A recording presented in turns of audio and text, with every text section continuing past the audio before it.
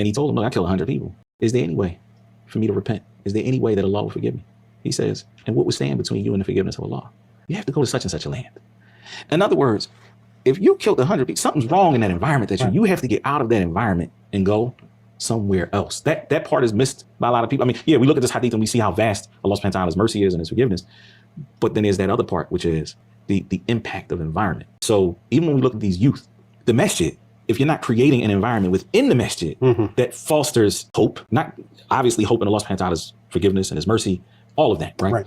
But also that they see a future for themselves. What happens? I'm sure you've been, I mean, as a deputy sheriff, you see a lot of the other side of society that people don't see.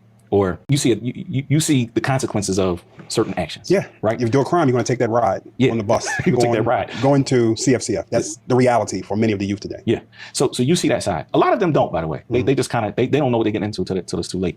But I'm saying that because the other side is when you're sitting with people who do the anti-violence work and that type of thing, and many of them are very secular in their approach. They look at numbers, they look at data, all of the crimes that happen in this area, blah, okay, cool, all of that's real. And there's a way to address the crime that way. In my humble estimation, if you don't get people to value life, then what are we really doing?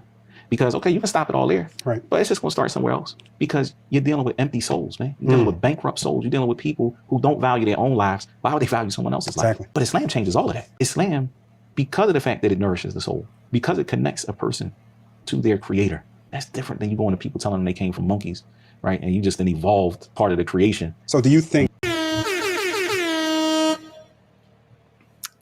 this is why grassroots work is so important? Refuting the liberals is not going to change the mannerisms and the characteristics and the belief of the people. If you see, here's the thing, this experiment, which is called the West, they tried to mitigate crime with building jails and hiring more police, correct? Then they put more police specifically, especially in black communities, saying that the police are going there to fight crime. How do you, as Malcolm X said, how do you get more police and more crime? How does that even work?